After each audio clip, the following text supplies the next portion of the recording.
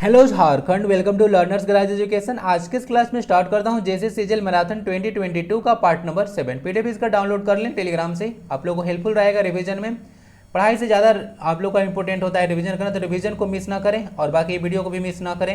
एक बहुत ही फ्रूटफुल और कम्प्रिहेंसिव क्लास रहेगा, जितने सारे टॉपिक यहाँ पे मेंशन है सारा को डिस्कस किया जाएगा। पेपर 3 में आपको फायदा पहुँचाएगा, दोनों भाषा में रहता है। इस वीडियो का टाइमिंग तो 1 बजे से रखा गया है। आप लोग से एक क्वेश्चन है, आप लोग ना टाइम सजेस्ट कर सकते हैं। आप लोग का कोई अगर उपयुक्त कोई समय लगता है कि हाँ इतना बजे वीडियो को लाना चाहिए, तो आप लोग कमेंट से बता सकते हैं, अदरवाइज ये 1 बजे चलेगा। Let's gear up.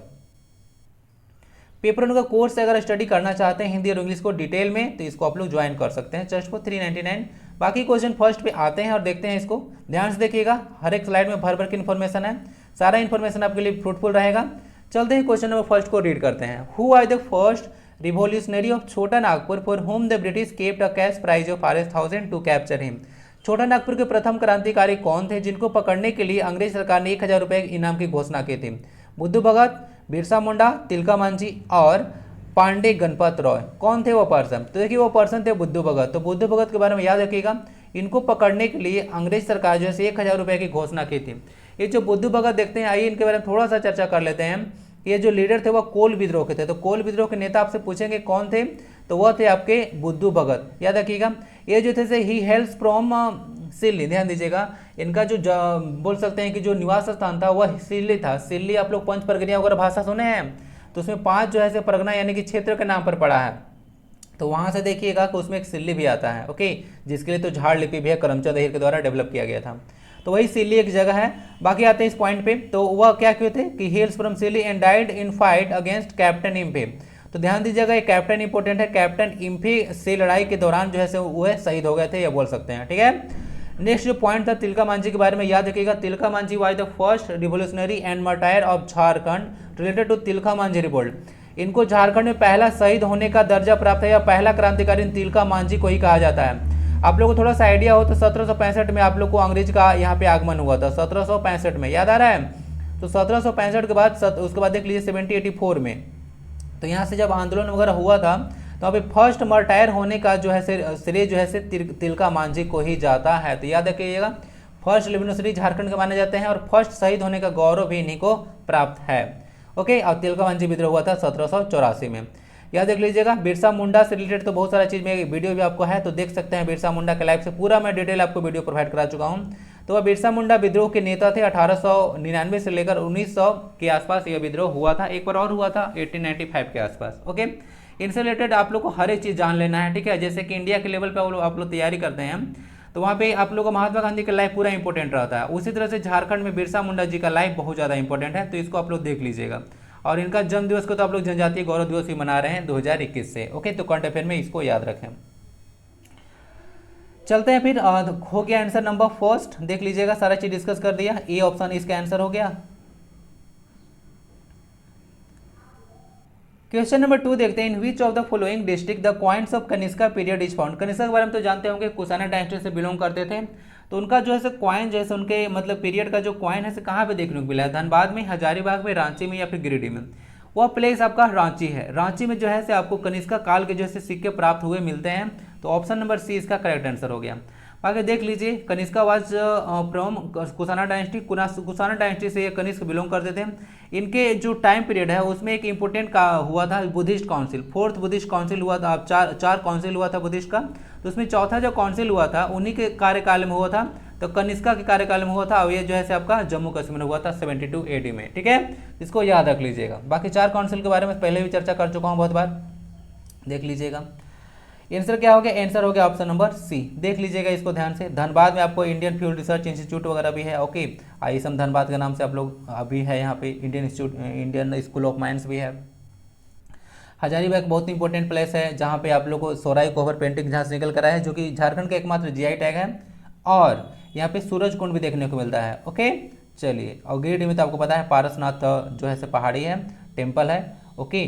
और यहाँ पे जैन धर्म से रिलेटेड है, इसको याद रख लीजिएगा। पारसनाथ जैन धर्म के 23वें तीर्थकर थे, ओके। टोटल 24 तीर्थकर हुए हैं। फर्स्ट आपके ऋषभनाथ और लास्ट थे आपके महावीर। आंसर नंबर हो गया सी। चल मूव करते हैं क्वेश्चन नंबर नेक्स्ट पे।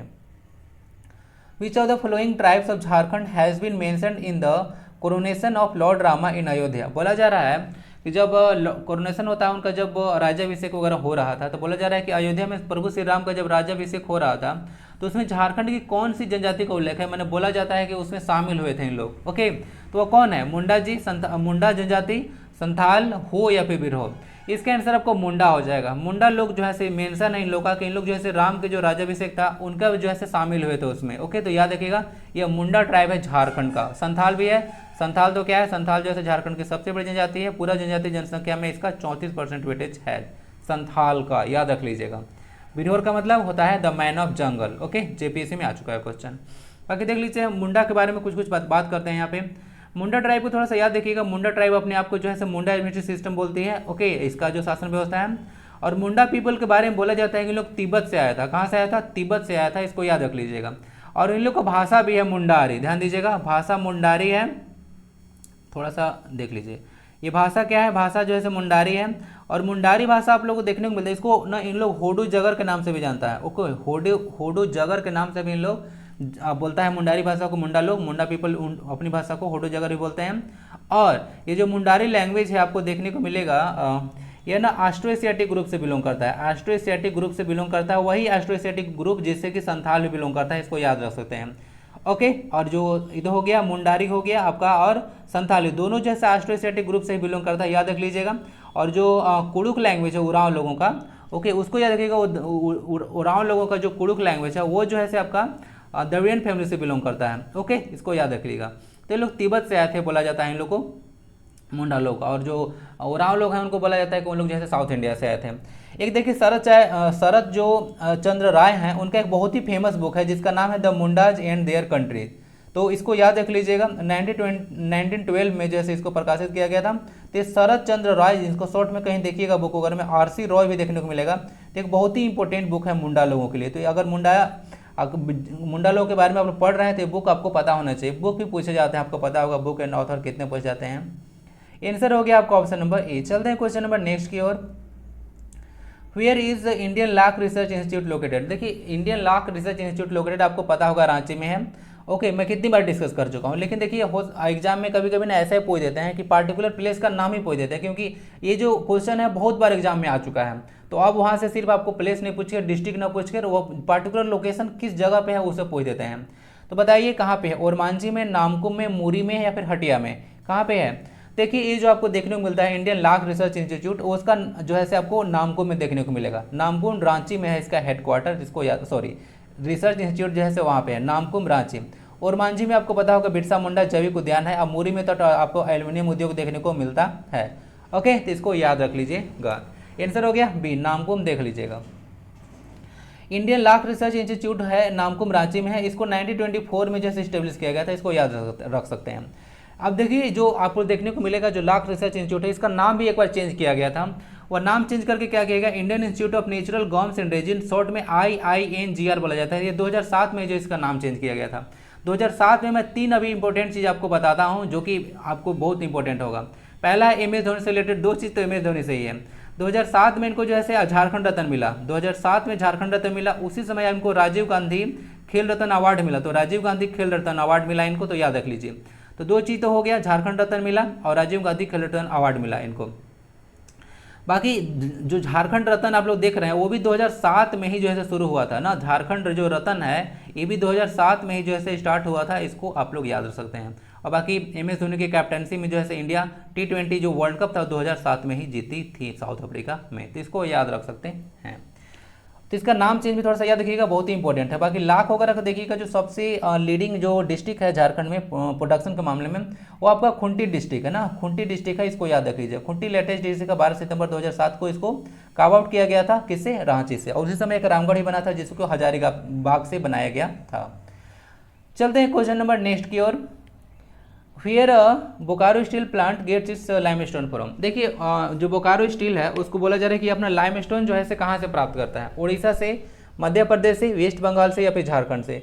इसका आंसर हो जाएगा मध्य प्रदेश। तो मध्य प्रदेश से जो है से बोकारो का स्टील प्लांट जो है से अपना जो है से स्टील प्राप्त करता है, इसको याद लाइमस्टोन प्राप्त करता है, इसको याद रख लीजिएगा, मध्य प्रदेश। आंसर तो बी हो गया। ध्यान दीजिएगा, limestone is found in Palamu. देखिए लाइमस्टोन जो होता है ना, सिर्फ पलामू में आपको देखने को मिलेगा, रांची में और फिर गढ़वा में देखने को मिलता है। तो इसको थोड़ा सा याद रख सकते हैं, 3 जगह ज़्यादा इंपॉर्टेंट है, तो पलामू, रांची और गढ़वा। शॉर्ट में इसको पराग याद रख लीजिएगा, पराग। ठीक है, चलिए।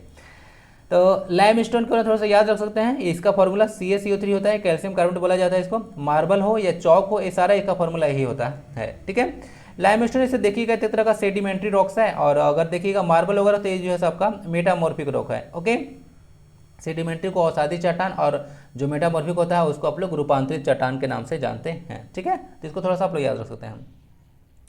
बाकी जो आपसे इंपॉर्टेंट क्वेश्चन जो स्टैटिक पोर्शन में भी और झारखंड से भी आपसे पूछता है, वह क्वेश्चन ये है कि ध्यान दीजिएगा कि जो इंडिया में कुछ स्टील प्लांट है जो स्टेब्लिश किया गया था, और उसमें पार्टनर कंट्री कौन था। और साथ में मैं तो पहले भी इसको कितने बार डिस्कस कर चुका हूँ, लेकिन आज जो है से आपको देखिएगा कि जो ईस्वी सन है किस समय स्टेब्लिश किया गया, वो भी मैं यहाँ पे डिस्कस कर दे रहा हूँ। तो रटना एकदम नहीं है। बोकारो स्टील प्लांट रसिया से है, तो बोकारो है, बाकी इसके जो सटे हुए स्टेट कौन से हैं, तो इसका जो है भिलाई है। तो बी से याद देखिएगा, बी से भिलाई और बी से बोकारो, दोनों जैसे रसिया के हेल्प से बनाया गया है। अगर रसिया ऑप्शन में नहीं होगा तो USSR भी हो सकता है, क्योंकि ये जो रसिया का जो हुआ था नाम वगैरह वो सब 1991 हुआ था, जब सोवियत यूनियन का विघटन हुआ था। ओके, तो बोकारो और भिलाई, भिलाई छत्तीसगढ़ में देखने को मिलेगा। तो भिलाई और बोकारो बी से याद देखिएगा, दोनों बी से नाम है, तो वह रसिया के हेल्प से है। बाकी दुर्गापुर स्टील प्लांट जो है वह ब्रिटेन की सहायता से। ब्रिटेन अगर ऑप्शन नहीं होगा तो देख लीजिएगा UK होगा।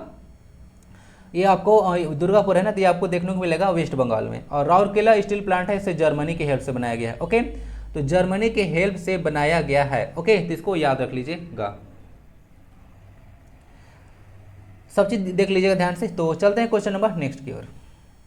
विच of the following was the first newspaper published by Indian. बोला जा रहा है कि इनमें से कौन सा न्यूज़पेपर था जो कि इंडियन के द्वारा जो है प्रकाशित किया गया था। Hindu patriot, the Hindu, young India, फिर नेटिव इंडियन। यहाँ पे देखने को मिल रहा होगा सारा एक अंग्रेजी का समाचार पत्र है। ओके, तो यहाँ पे अंग्रेजी का समाचार पत्र के ही बारे में है, तो इसको थोड़ा सा PDF में सही कर दूंगा। यहाँ पे ना आपको इंग्लिश में रहता तो ज़्यादा अच्छा था, ऐसे सारा नेम यहाँ पे इंग्लिश का ही है, तो आप लोगों को समझ में आ जाएगा। लेकिन फिर से जो है अगर इंग्लिश वर्ड यूज किया रहेगा तो ज़्यादा अच्छा रहेगा, तो इसको PDF में सही कर दूंगा। क्वेश्चन नंबर 6 है, which of the following was the first newspaper publish by Indian. बोला जाए कि इनमें से कौन सा न्यूज़पेपर था, अंग्रेजी न्यूज़पेपर, जो कि किसी जो इंडियन के द्वारा जैसे पब्लिश किया गया था। ये जैसे हिंदू पैट्रियोट था ना, तो हिंदू पैट्रियोट, ऐसे पैट्रियोट का मतलब होता है देशभक्त। ओके, चलिए, तो आंसर हो गया ये। बाकी सारे जितने सारे यहाँ पे दिख रहे हैं ऑप्शन, आइए क्लियर करते हैं, कुछ इंपॉर्टेंट समाचार पत्र बारे में चर्चा करते हैं।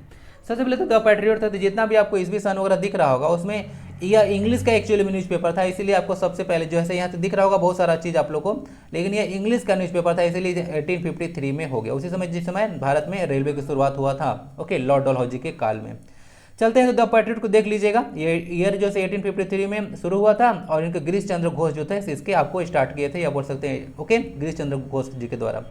द हिंदू एक बहुत ही इंग्लिश डेलीज है। ओके, इंग्लिश का देखिएगा बहुत इंपॉर्टेंट डेलीज है, जो सिविल सर्विस वगैरह का तैयारी वगैरह करते हैं उनके लिए बहुत ही इंपॉर्टेंट ये न्यूज़पेपर होता है, तो आप लोग को आइडिया होगा अगर कोई तैयारी कर रहे हो तो।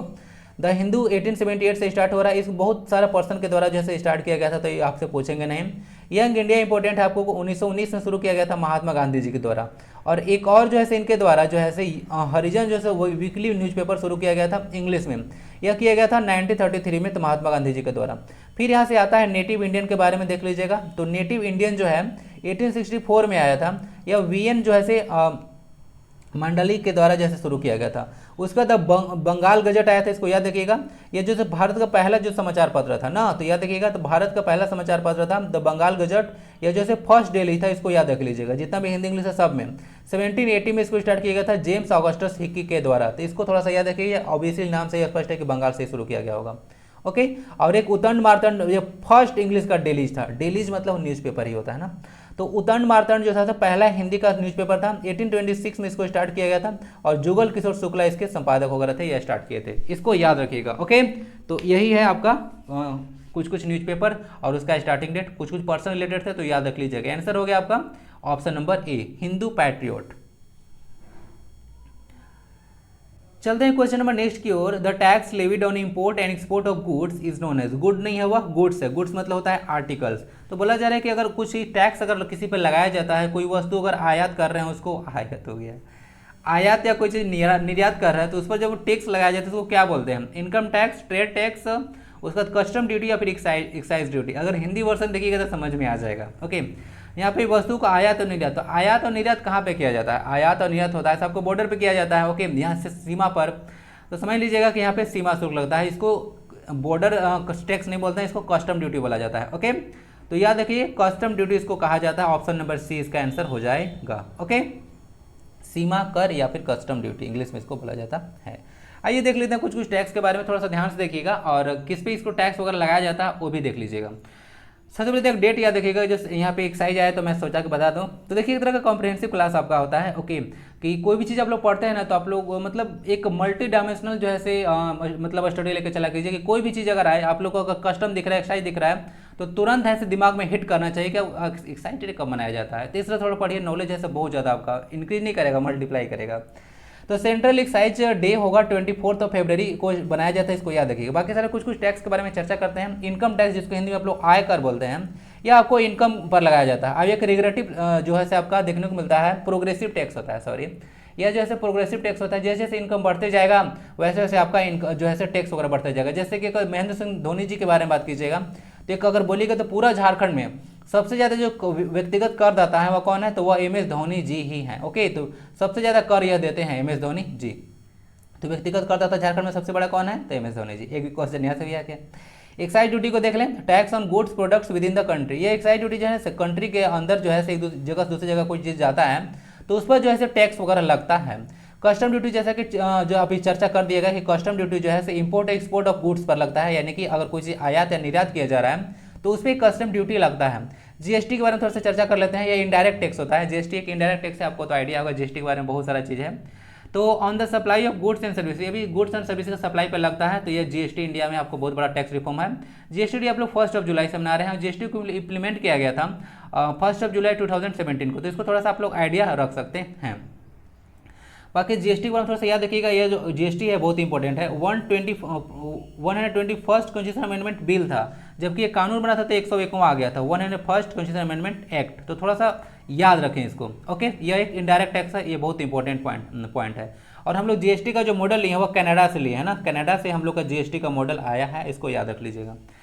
फिर एक वैट होता है VAT, इसको फुल फॉर्म होता है वैल्यू एडेड टैक्स। तो यह जो है लगाया जाता है each stage of the production. तो ईच स्टेज ऑफ प्रोडक्शन मतलब कुछ आप लोग बनाया मान लेते हैं। ओके, तो वहाँ पे मान लेते हैं कि सपोज दैट मैं कुछ मैं बनाया, मतलब मान लेते हैं कि मैं एक पॉट बनाया, घड़ा बनाया, तो उसको जो है से मैं कुछ और ज़्यादा कुछ कलरफुल कर दिया, या उस पर मान लेते हैं कोई चीज़ कढ़ाई वगैरह कर दिया, मतलब कुछ और चित्र वगैरह बना दिया, तो उसका वैल्यू धीरे धीरे बढ़ता जाएगा। जिस तरह से उसका वैल्यू बढ़ता है तो उस तरह से उस पर पैसा भी बढ़ाया जाता है, वही होता है वैल्यू एडेड टैक्स। जिस तरह से वैल्यू उसमें बढ़ेगा उसका टैक्स भी उस पर बढ़ता जाएगा। तो इस तरह से कुछ चीज़ होता है, तो याद रख लीजिएगा ये सब चीज़ के बारे में। तो आंसर हो गया आपका सी, कस्टम ड्यूटी। तो कुछ चीज़ याद रख सकते हैं।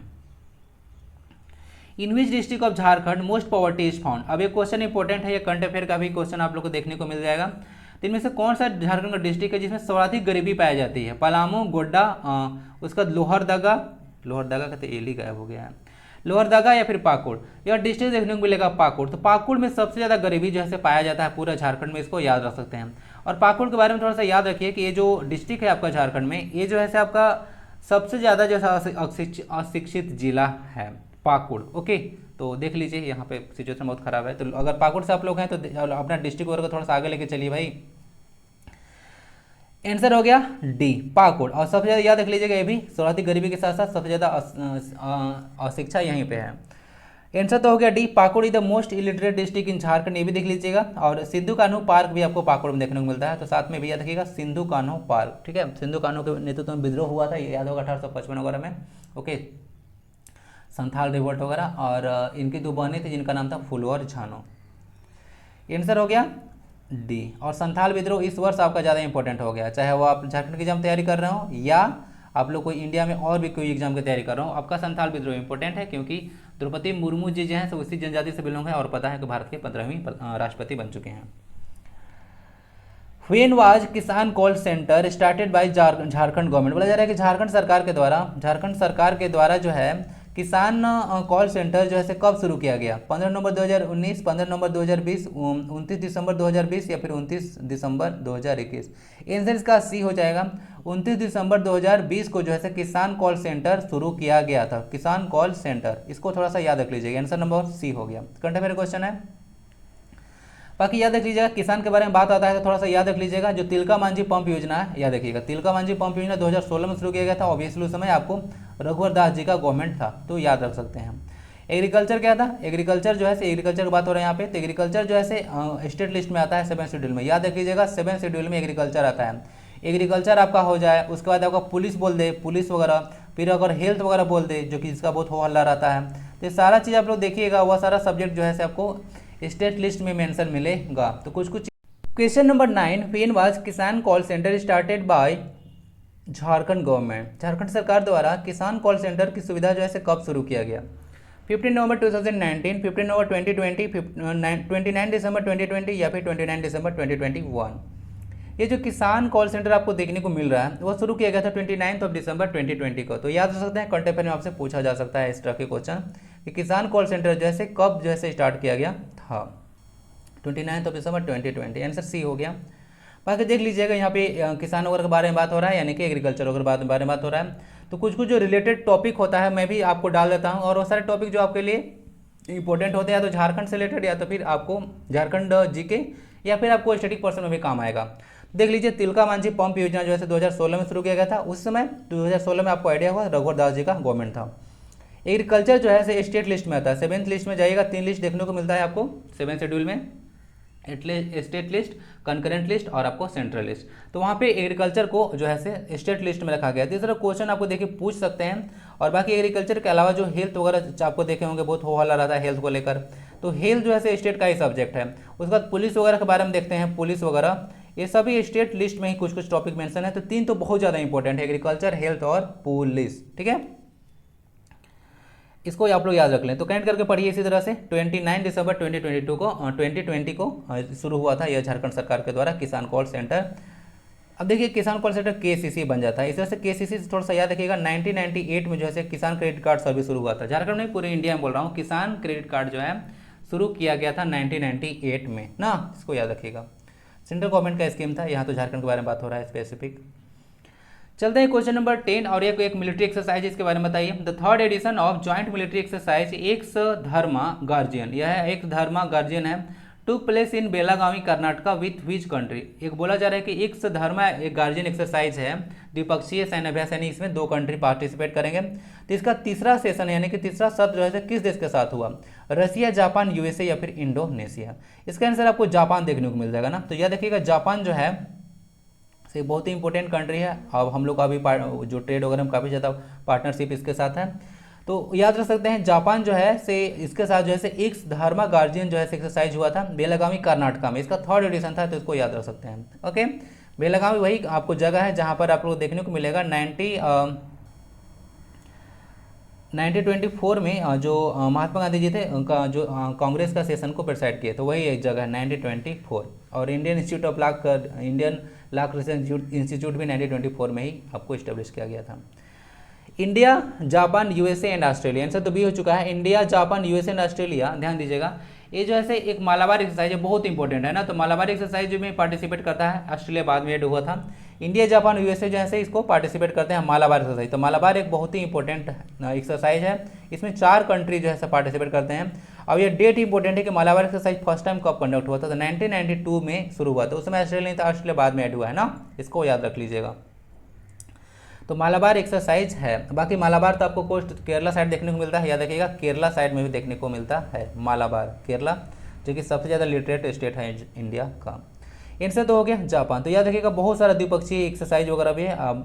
नेक्स्ट लेक्चर वगैरह देखिए, मेरे माइंड में बहुत सारा चीज़ है, जैसे कि अभी तो मैं झारखंड में तो आपको पढ़ा ही रहा हूँ, साथ में भी देखिए अभी क्या क्या चलेगा। जैसे कि बहुत सारा डिस्ट्रिक्ट को देखिएगा पास्ट एग्जाम में, तो अरेंज करने को दे देता है, या तो उत्तर से दक्षिण में, या तो फिर पूर्व से पश्चिम में। तो ये सभी क्वेश्चन देखने को मिल जाएगा। अब मिलिट्री एक्सरसाइज वगैरह भी देखने को मिल जाएगा। तो बहुत सारा चीज़ अभी आने वाला है, थोड़ा सा पेशेंस रखिए, एग्जाम का डेट तो टल ही गया है। What is the rank of India in the international intellectual property index 2022। अब ध्यान दीजिए, एक इंपोर्टेंट यहाँ पे इंडेक्स है जिसका नाम है इंटरनेशनल इंटेलेक्चुअल प्रॉपर्टी इंडेक्स, यानी कि अंतर्राष्ट्रीय बौद्धिक संपदा सूचकांक 2022। तो इसको जो है से आप लोग बताइए कि इसमें जो है भारत का रैंक क्या है, 33rd 43rd या फिर 53rd या फिर 63rd। तो भारत का रैंक ऐसे भी चर्चा करेंगे सारा, 43rd था। तो याद रखिएगा जो है से 43rd रैंक है आपको इंडिया का इंटरनेशनल इंटेलेक्चुअल प्रॉपर्टी इंडेक्स 2022 में। बहुत ही इंपॉर्टेंट इंडेक्स है, इस हाल का ही फरवरी का है, इसको याद रख लीजिएगा, कंटेंट में पूछा जा सकता है। ओके, इंडेक्स वगैरह भी मैं देखिए आप लोग लेक्चर अगर सारा देख रहे होंगे तो मैं हर एक वीडियो वगैरह में या फिर एक अल्टरनेट के बाद कुछ ना कुछ इंडेक्स वगैरह डाल रहा हूँ। ओके, इंडेक्स वगैरह आप लोग पूछे जाते हैं डायरेक्ट वगैरह, तो देख लीजिए इस तरह से आप लोग कवर करा रहा हूँ। तो this index is release by the global innovation policy centre of US chamber. अब ध्यान दीजिएगा, ये जो इंडेक्स रिलीज किया जाता है वह ग्लोबल इनोवेशन जो पॉलिसी सेंटर होता है यूएस चैम्बर के द्वारा यह पब्लिश किया जाता है, तो याद रखिएगा। बाकी एक स्लाइड वगैरह में देखिए, एक वीडियो था उसमें मैं सारा चीज़ बता दिया था कि इंपॉर्टेंट जो इंडेक्स वगैरह होता है वह कौन कौन जैसे प्रस्तुत करता है, तो या कुछ कुछ रिपोर्ट वगैरह भी। तो देखिए सारा पार्ट को रिवाइज कर लीजिएगा। देखते हैं जो टॉप 5 कंट्रीज है इस इंडेक्स में, वो टॉप किया है यह इंटेलेक्चुअल प्रॉपर्टी इंडेक्स को यूनाइटेड स्टेट्स। ओके, इसके बाद यूके आता है, जर्मनी, उसके बाद स्वीडन, उसके बाद फ्रांस। ओके, स्वीडन एक बहुत ही इंपॉर्टेंट जगह है आपको ना, स्वीडन का कैपिटल कहाँ पे, स्टॉकहोम में है। अब ये स्टॉकहोम इंपॉर्टेंट क्यों है, तो स्टॉकहोम इंपॉर्टेंट इसलिए क्योंकि यहाँ पे नोबेल प्राइज दिया जाता है। नोबेल प्राइज टोटल 6 क्षेत्र में आपको दिया जाता है, तो यहाँ पे 5 दिया जाता है नोबेल प्राइज स्टॉकहोम में। बाकी आप लोग को देखने को मिलेगा जो ओस्ले है, ओस्ले कौन है, नॉर्वे का कैपिटल ओस्ले है, वहाँ पे सिर्फ और सिर्फ जो है से आपको देखने को मिलेगा जो पीस का जो नोबेल प्राइज होता है सिर्फ और सिर्फ यहीं दिया जाता है ओस्लो में, तो कुछ कुछ याद रख सकते हैं। और सबसे लेटेस्ट जो नोबेल प्राइज शुरू किया गया था वो था आपका इकोनॉमिक्स का। कब शुरू किया गया था बताइए जरा। अब आप लोग इंटेलेक्चुअल प्रॉपर्टी डे कब मनाते हैं, एक क्वेश्चन बताइए कि इंटेलेक्चुअल प्रॉपर्टी डे जो है से कब मनाया जाता है। World intellectual property day, India का रैंक 43rd, टॉप पे आपका यूएसए है। याद रख लीजिएगा, टॉप को कम से कम याद रख लें और अपना कंट्री का जो है से याद रख लीजिएगा। अंदर में जाएंगे तो पूछ देंगे कौन जो है से रिपोर्ट प्रस्तुत करता है। जैसे का थोड़ा सा लेवल रहता है ना, क्वेश्चन वगैरह पास में देखिएगा, करंट अफेयर का ना मतलब बहुत ज़्यादा मतलब करंट अफेयर से क्वेश्चन वगैरह पूछा जाता है इसमें जीएस का, तो उसी के अनुसार आपका चल रहा है। The 48th edition of world famous Khajuraho dance festival was conducted in which state. अब आपको अगर आइडिया होगा खजुराहो टेम्पल कहाँ पे है तो उसको आंसर को टिक लगा लीजिएगा। तो खजुराहो नृत्य महोत्सव जो है से का 48वां सत्र जो है से कहाँ संपन्न हुआ, गुजरात, कर्नाटक, छत्तीसगढ़ या फिर मध्य प्रदेश। तो ऑब्वियसली आपको आइडिया होगा कि थोड़ा सा जो खजुराहो टेम्पल है कहाँ पे है, तो आइडिया होगा तो आंसर हो गया ठीक। तो मध्य प्रदेश में खजुराहो टेम्पल देखने को मिलता है। ये जो खजुराहो का टेम्पल है वह चंदेला डायनेस्टी से बिलोंग करता है, चंदेला डायनेस्टी के द्वारा जो है इसको बनाया गया था। तो याद रख सकते हैं मध्य प्रदेश आंसर हो गया। इसको आप लोग टाइगर स्टेट के नाम से भी जानते हैं, ये मिडिल में स्टेट है इसलिए इसको मध्य प्रदेश के नाम से जानते हैं। तो इसको टाइगर स्टेट के नाम से भी जानते हैं। पंच हो गया, पन्ना हो गया, बांधवगढ़ हो गया, ठीक है, कान्हा नेशनल पार्क, ये सब कुछ नेशनल पार्क देखने को मिलता है। और मध्य प्रदेश में सोयाबीन का सबसे ज़्यादा उत्पादन भी होता है, ठीक है, इसलिए इसको सोया प्रदेश भी बोला जाता है। Okay, soybean. चलिए देख लीजिएगा, ये फेस्टिवल 1970 जो है से 5 में स्टार्ट हुआ था, इसको याद रख सकते हैं। खजुराहो टेम्पल जो है से यूनेस्को वर्ल्ड हेरिटेज साइट है 1986 से, ध्यान दीजिएगा 1986 से यूनेस्को का वर्ल्ड हेरिटेज साइट भी है, तो इसीलिए ज़्यादा इंपॉर्टेंट बन जाता है। तो ये जो है पूरा विश्व प्रसिद्ध हो गया है and it is build by Chandela dynasty, ये तो पहले डिस्कस हो चुका है। तो कुछ कुछ चीज़ याद आप लोग रख लें। Khajuraho temple UNESCO world heritage sites. अब देखिए एक यहाँ से मेरे माइंड में ये भी है कि जो ऐसे भी क्वेश्चन आपको पूछे, जैसे बृहदेश्वर टेम्पल हो गया आपको तंजौर में, तो इस टेम्पल जैसे किसने बनाया, तो ये सब जो क्वेश्चन है कि जो कौन से वन से रिलेटेड है या फिर एलोरा और अजंता का केव्स वगैरह है, इसे भी नेक्स्ट मैं सोचा हूँ कि जो अगला वीडियो आएगा उसमें मैं डालूँ। ओके, तो अगला वीडियो को थोड़ा सा इंतजार कीजिए, उसमें सारा टेम्पल्स वगैरह कौन कौन इसको बनाया है उसका एक कंप्लीट आपको देखने को मिलेगा। चलते हैं क्वेश्चन नंबर नेक्स्ट की ओर।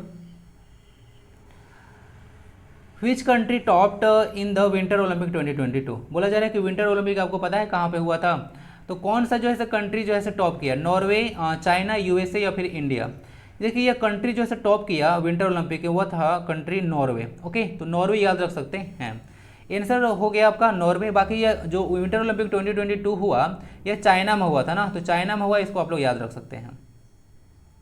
देखिए आंसर तो नॉर्वे हो गया। Norway top the list of the medal tally winning 37 medals in all मतलब होता है टोटल इंक्लूडिंग 16 गोल्ड्स। अब ध्यान दीजिएगा ये जो 16 गोल्ड्स है ये ज़्यादा इंपॉर्टेंट है, क्यों, क्योंकि अभी तक जो है एक इवेंट में बोला जा रहा है कि एक इवेंट में 16 गोल्ड अब तक किसी के द्वारा नहीं जीता गया था, तो ये एक रिकॉर्ड रह गया नॉर्वे के लिए। तो आपसे पूछ दिया आगे चलकर कि जो कौन सा ऐसा कंट्री है जो कि एक विंटर ओलंपिक सबसे ज़्यादा गोल्ड मेडल जीता है, तो उसका भी आंसर आपको नोरो मिलेगा। उसकी संख्या कितना है, तो 16 याद रखिएगा। ओके, तो at a single winter Olympic, देखिए विंटर ओलंपिक के बारे में बात किया जा रहा है, समर ओलंपिक के बारे में नहीं। अब देखिए विंटर ओलंपिक और समर ओलंपिक आपको इतिहास तो पता होगा। विंटर ओलंपिक जो ओलंपिक है उसको खेलों का महाकुंभ के नाम से आप लोग जानते हैं। 1896 से स्टार्ट हुआ था। अगर नॉर्मल ओलंपिक के बारे में बात करेगा तो उसमें आपको समर ओलंपिक बोलता है, अगर विंटर ओलंपिक बोलेगा तो चलिए ठीक है। देखिए इंडिया का एक ही प्लेयर यहाँ पे जो पार्टिसिपेट किए थे, रिप्रेजेंट किए थे, उनका नाम था आरिफ खान। अब यह थे अल्पाइन स्कीयर थे। स्कीइंग वगैरह का नाम सुने हैं, तो वह स्कीइंग होता है गेम, तो उससे रिलेटेड है, लेकिन यह मेडल कुछ नहीं ला पाए थे। अब ध्यान दीजिएगा, जो फर्स्ट विंटर ओलंपिक हुआ था वो 1924 में जो है से चैमोनिक्स फ्रांस में हुआ था ना, तो इसको याद रखिएगा, चैमोनिक्स फ्रांस में हुआ था फर्स्ट विंटर ओलंपिक, तो वहीं से शुरू हुआ था। समर ओलंपिक पहले हुआ था, विंटर ओलंपिक 1924 से आपका चल रहा है। फुटबॉल को जो है से कब जो है से ओलंपिक में इंट्रोड्यूस किया गया था, और महिलाओं का पार्टिसिपेशन ओलंपिक में कब हुआ था, कुछ कुछ क्वेश्चन आप लोग बताइए, देखते हैं कौन कौन बताते हैं। और बाकी देखिएगा, कुछ माइंड से आ रहा था उतर गया। हाँ, फादर ऑफ जो ओलंपिक गेम्स बोले जाते हैं वो आपको पियरे डी कुबर्टिन बोले जाते हैं। या देखिएगा सब वन लाइनर क्वेश्चन है। अब देखिए सब क्वेश्चन एग्जामिनर हार्ड भी नहीं देगा और सब क्वेश्चन इजी भी नहीं देगा। ओके, कुछ कुछ क्वेश्चन इजी भी आपको देखने को मिल जाएगा, एक दो जो कि एकदम हलवा लगेगा, और कुछ कुछ क्वेश्चन तो ऐसा रहेगा जो कि उसका अता पता लगेगा भी नहीं। तो कुछ कुछ ऐसे भी चीज़ होते हैं। देखते हैं question number 14, which of the following countries has become the first foreign country to adopt India's UPI system. UPI होता है यूनिफाइड पेमेंट इंटरफेस। यूपीआई से आप लोग पे वगैरह करते होंगे। यूपीआई एक बहुत ही इंपॉर्टेंट मतलब अब बन चुका है, बहुत ही फेमस हो चुका है पूरा वर्ल्ड में, और सब लोग इसको अपनाने के लिए सोच रहे हैं कि बहुत ही अच्छा सिस्टम इंडिया का सिस्टम अब हम लोग को भी जो है से अपनाना चाहिए। ओके, यूनिफाइड पेमेंट इंटरफेस होता है, इसका फुल फॉर्म याद रख लीजिएगा ना। यूपीआई सिस्टम बहुत ज़्यादा न्यूज में रहता है। तो बांग्लादेश, श्रीलंका, नेपाल या फिर म्यांमार, ये आपका देखने को मिलेगा कंट्री जिसके साथ आप लोग पीस ट्रीटी वगैरह साइन करके रख चुके हैं। ओके, बॉर्डर वगैरह को लेकर, तो वह कंट्री आपका नेपाल होगा, है ना। तो नेपाल इसका आंसर हो जाएगा। तो यूपीआई सिस्टम को अपनाने वाला पहला जो है से फॉरेन कंट्री बन चुका है। ऑप्शन नंबर सी इसका करेक्ट आंसर हो जाएगा। UPI again unified payment interface. Nepal देख लीजिएगा, आंसर तो हो गया। नेपाल के बारे में थोड़ा सा यहाँ पे चर्चा करेंगे, नेपाल कंट्री आया है तो। कैपिटल देख लीजिए, काठमांडू इसका है, और काठमांडू में आपका सार्क का भी हेडक्वार्टर। सार्क मतलब south Asian association for regional cooperation. Okay, short में इसको आप लोग सार्क बोलते हैं। 1985 में इसको स्टेब्लिश किया गया था, पाकिस्तान भी इसका मेंबर है, उसी के चलते आपको देखने को मिलेगा ये आगे लेकर इसको नहीं चला जाता है। ओके, चलिए, जहाँ पे इंडिया और जो है से पाकिस्तान मेंबर रहेंगे वहाँ पे ऐसे ही कहानी देखने को मिलेगा आपको। करेंसी जो आपको देखने को मिलता है जो नेपाल का, वह नेपाली रुपये देखने को मिलेगा, और इसका करेंसी कोड एनपीआर होगा। ध्यान दीजिए, एनपीआर इसका करेंसी कोड होगा। अगर पास्ट पेपर को एनालाइज कीजिएगा तो आपको ना एग्जाम में देखिएगा करेंसी कोड अब तक पूछे गए हैं। श्रीलंका वगैरह का देखिएगा करेंसी कोड वगैरह, SLR वगैरह, आपको से LKR वगैरह, ये सब लंकन जो रुपी है से पूछते हैं। ठीक है, तो याद रखिएगा ये सब करेंसी कोड भी आपसे पास्ट में पूछा गया है। तो सिर्फ करेंसी का नाम नहीं, करेंसी का कोड क्या है वो भी आपसे पूछा जाता है। लंकन रुपी होता है LKR, लंका को क्वेश्चन पार्ट्स में आ चुका है। तो नेपाल रुपी में अगर पढ़ा रहा हूँ तो उसी तरह से अभी आपको दे रहा हूँ, तो ध्यान रखिएगा। और खासकर अपने जो पड़ोसी देश हैं उसका तो कम से कम आप लोग याद रख ही लेना है। उसके बाद कुछ कुछ इंपॉर्टेंट चीज, त्रिभुवन इंटरनेशनल एयरपोर्ट आपको काठमांडू में देखने को मिलता है, और एक पशुपतिनाथ टेम्पल जो है से आपको देखने को मिलेगा काठमांडू में। याद रखिएगा, इंडिया और नेपाल के बीच में फ्रेंडशिप ट्रीटी साइन हुआ था 1950 में। 1950 में भारत और नेपाल के बीच एक जो है से फ्रेंडशिप ट्रीटी साइन हुआ था 1950 में, जिसके तहत जो है से आप लोगों को पता होगा वीजा फ्री आप लोग ट्रेवल कर सकते हैं नेपाल वगैरह में ना। तो इस तरह कुछ कुछ चीज़ होता है। क्वेश्चन नंबर 15 मूव करते हैं। In which of the following cities will Asia largest bio CNG plant be innovated. अब थोड़ा सा आप लोगों को ध्यान होगा तो आप लोग इसका आंसर लगा लीजिएगा। सीएनजी अगर थोड़ा सा कनेक्ट कर पाएंगे आप लोग तो आंसर बन जाएगा। चेन्नई, मुंबई, दिल्ली या फिर इंदौर। अब ध्यान दीजिए, सीएनजी प्लांट वगैरह जो है एशिया का सबसे लार्जेस्ट लगेगा वो लगेगा इंदौर में। अब देखिए सीएनजी जो होता है बायो सीएनजी वगैरह, एक सीएनजी जो आप देखिएगा क्या होता है, कंप्रेस्ड नेचुरल गैस, और ये जो होता है क्लीन सोर्स है, बोल सकते हैं इस तरह का जो इन्वायरमेंट होता है उसको पॉल्यूट नहीं करता है। ओके, मतलब एकदम से नहीं बोल सकते पॉल्यूट नहीं कर सकता है, मतलब बहुत कम पोल्यूशन करेगा। कोई भी एनर्जी सोर्स जो है एकदम 100% पोल्यूशन फ्री नहीं हो सकता है। अगर पोल्यूशन फ्री अगर है तो उसको बनाने में कुछ ना कुछ पोल्यूशन हुआ होगा, इस तरह से कुछ कहा जाता है। इंदौर होगा, इंदौर इसलिए आपको मतलब समझ लेना चाहिए क्योंकि भारत का सबसे क्लीन सिटी यही है, इंदौर ही है। इंदौर कहाँ पे है, तो इंदौर मध्य प्रदेश में देखने को मिलेगा। ओके, इसको याद रखें। तो बायो सीएनजी, सीएनजी का फुल होता है कंप्रेस्ड नेचुरल गैस। ओके, और बाकी सीएनजी का जो मेन सोर्स होता है वो मीथेन होता है। 95% जो है से आपको मीथेन से बना होता है। मीथेन का फार्मूला CH4 होता है। ये आपको इसको मार्स गैस के नाम से जाना जाता है, MARSH ना, वो मार्स प्लैनेट वाला मत कर दीजिएगा। Indore is the cleanest city in India. Okay, तो इंदौर वासी हमेशा से बाजी मारते रहते हैं। आप लोग का रांची कब आएगा? One district one product initiative was launched by, बोला जा रहा है कि वन डिस्ट्रिक्ट वन प्रोडक्ट जो इनिशिएटिव वह किसके द्वारा लॉन्च किया गया था? होम मिनिस्ट्री के द्वारा, कल्चर मिनिस्ट्री के द्वारा, उसके बाद मिनिस्ट्री ऑफ कॉमर्स इंडस्ट्री के द्वारा, या फिर ब्रो के द्वारा। ब्रो भी एक देखने को मिलेगा, मिनिस्ट्री या फिर एक तरह बोल सकते हैं। लॉन्च बाय है तो मिनिस्ट्री या ऑर्गेनाइजेशन कुछ भी हो सकता है। इसका फुल फॉर्म होता है बॉर्डर रोड ऑर्गेनाइजेशन। ओके, ये तो आपका अगर फुल फॉर्म पता होगा तो ऐसे कट जाएगा। ओके, क्योंकि बॉर्डर रोड ऑर्गेनाइजेशन है, इसका मतलब कि बॉर्डर एरिया में या जो है रोड वगैरह कंस्ट्रक्शन का और उसको मेंटेनेंस का कार्य करता है। इसका आंसर हो जाएगा ministry of commerce and industry. अब थोड़ा सा याद कीजिए, मिनिस्ट्री ऑफ कॉमर्स इंडस्ट्री, अभी इसके मिनिस्टर पीयूष गोयल जी है ना, पीयूष गोयल जी इसके मिनिस्टर जी हैं, मिनिस्टर हैं। आंसर हो गया सी। ध्यान दीजिएगा, जो अभी देखिए न्यूज में आखिर क्यों है, मैं क्यों ऐसा चर्चा कर रहा हूँ डायरेक्ट से मिनिस्ट्री वगैरह। देखिए एक आपको मेघालय में देखने को मिलेगा, वहाँ पे एक टर्मरिक है जिसका नाम है लडाकोंग, नाम है इसका लडाकोंग टर्मरिक। तो यह जो है आपको वेस्ट जयंतिया हिल्स में आपको देखने को मिला है। गारो खासी और जयंतिया हिल्स आपको मेघालय में देखने को मिलता है। तो वेस्ट जयंतिया हिल्स है मेघालय में, तो वहाँ पे जो है से लडाकोंग जो है एक टर्मरिक देखने को मिला। टर्मरिक तो हल्दी होता है, तो वहाँ पे मिला है। इसका जो खासियत ये है कि इसमें 7 to 9% कुकुरमिन कंटेंट पाया जाता है, कुकुरमिन कंटेंट पाया जाता है। अब ये कुकुरमिन क्यों इतना इंपॉर्टेंट है? ओके, कुकुरमिन इंपॉर्टेंट है कि जैसे कि इसका अगर सेवन किया जाता है हल्दी वगैरह का और कुकुरमिन आपका बॉडी में रहेगा, तो कुछ कुछ जो बहुत ज़्यादा जो अल्जाइमर वगैरह होता है, ब्रेन से रिलेटेड डिजीज है, अल्जाइमर और कैंसर जैसे डिजीज वगैरह है, उसको आप लोग दूर रख सकते हैं। तो अल्जाइमर और कैंसर को जो है मात देने में यह बहुत ही कारगर होता है कुकुरमिन तत्व। और वह जो है लडाकोंग टर्मरिक में काफ़ी ज़्यादा अमाउंट में, यानी कि 7 to 9% अमाउंट इसका पाया जाता है। तो इस तरह से यह न्यूज में आया था, तो एक बहुत ही इंपॉर्टेंट क्वेश्चन बन जाएगा। वर्ल्ड कैंसर डे आप लोग 4 फरवरी को मनाते हैं। अल्जाइमर ब्रेन से रिलेटेड डिजीज है, देख लीजिएगा। Ministry of commerce and industry हो गया आंसर। ठीक है, चलिए देख लीजिएगा, यहीं पे मेघालय है, तो मेघालय स्टेट के बारे में अब आया है तो चर्चा कर लेते हैं। मेघालय देखिए सिर्फ और सिर्फ आपको एक ही जो है इंडियन स्टेट को टच करता है, वह स्टेट है आपका आसाम। तो यहाँ पे अगर मेघालय से पूछते हैं कितने स्टेट को बाउंड्री को टच करता है, तो वो आपको सिर्फ और सिर्फ हो जाएगा आसाम। ओके, तो याद रख लीजिएगा। देखिए क्वेश्चन आपको एग्जामिनर ऐसे ही पूछते हैं। ऐसे तो देखिएगा कि आप लोग को स्टडी तो सीधे सीधे आप लोग ना करंट अफेयर को छोड़ देते हैं झारखंड वाले। तो मैं भी देखिए पढ़ा रहा हूँ तो उतना लोग मतलब ठीक से नहीं देख रहे हैं, लेकिन वीडियो में कहीं कोई कमी नहीं है। ओके, मुझे पता है कि वीडियो में कहीं कुछ कमी नहीं है, लेकिन फिर भी हम लोग नहीं देख रहे हैं। पता नहीं झारखंड को लोगों का मतलब कैसा टेस्ट है, समझ नहीं आता है कि सिर्फ वन लाइनर ही पढ़ते हैं कि क्या करते हैं, पता नहीं चलता है। तो देखिए थोड़ा सा आप लोग अंदर में जाकर पढ़ा कीजिए, करंट को बेस बनाया कीजिए। और देखिए करंट में न्यूज में है यहाँ पे मेघालय, और आपसे मेघालय में अंदर से जाके पूछ देंगे क्वेश्चन वगैरह। ठीक है, तो ऐसे ही पूछे जाते हैं। तो करंट अफेयर को बेस बनाकर ही आप लोग चलिए, आप लोग का एग्जाम ज़्यादा क्लियर होगा।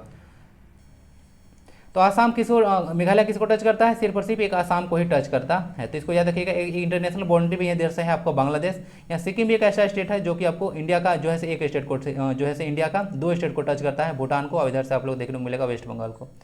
तो सब कुछ चीज़ आपको आइडिया होना चाहिए, खासकर कहीं देखे चाहे नहीं देखे, नॉर्थ जो ईस्टर्न स्टेट्स है उसको आप लोग जरूर देख लीजिएगा। ये जो 7 सिस्टर में सिक्किम नहीं आता है, बाकी सारे यहाँ जो स्टेट दिख रहे हैं वो 7 सिस्टर में आते हैं। ओके, वेस्ट बंगाल भी नहीं है यहाँ पे, ये इधर है।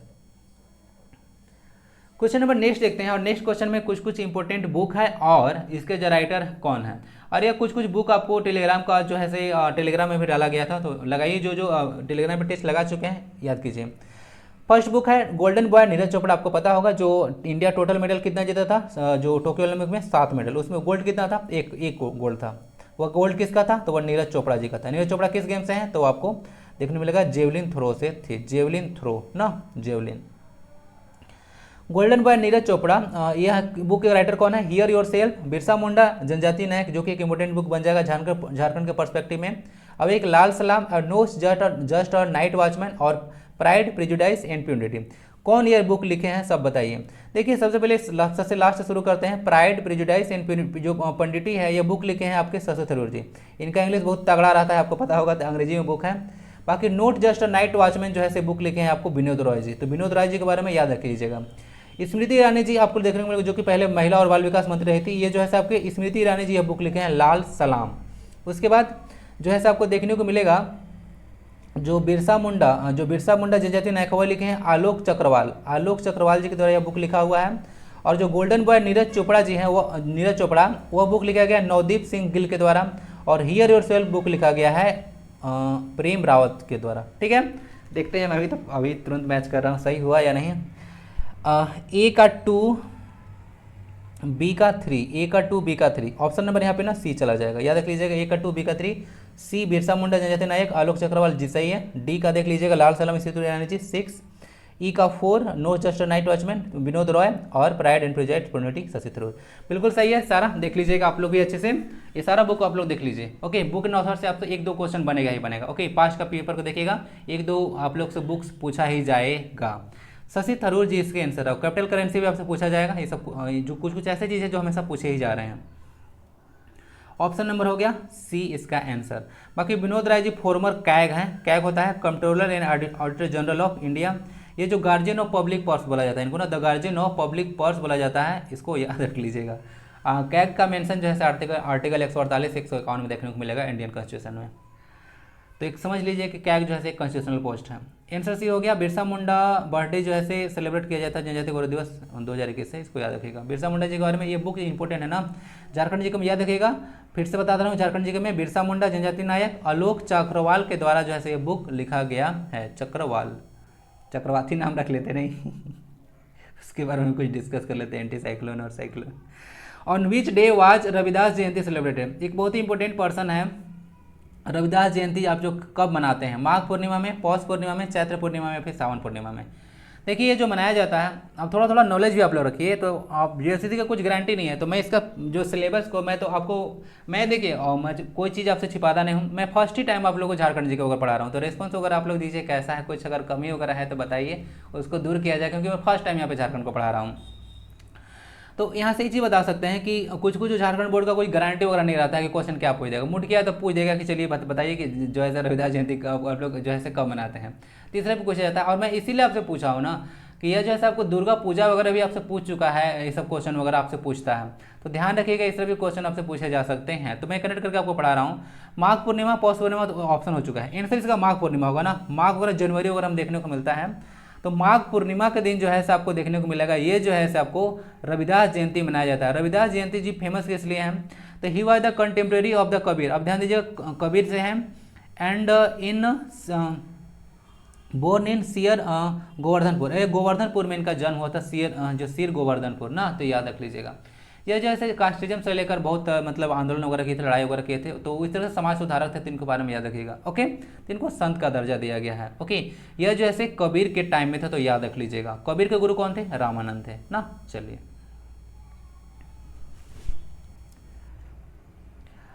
What does IMAP stand for. अब कंप्यूटर क्वेश्चन आता है, तो जो IMAP है वह क्या बताता है, internet mail application protocol, internet message application protocol, internet message access protocol, या फिर इंटरनेट मेल एक्सेस प्रोटोकॉल। क्या आंसर होना चाहिए, देखिए इसका आंसर हो जाएगा आपका internet message access protocol, answer C हो जाएगा। तो फुल फॉर्म याद रखिएगा IMAP, internet message access protocol.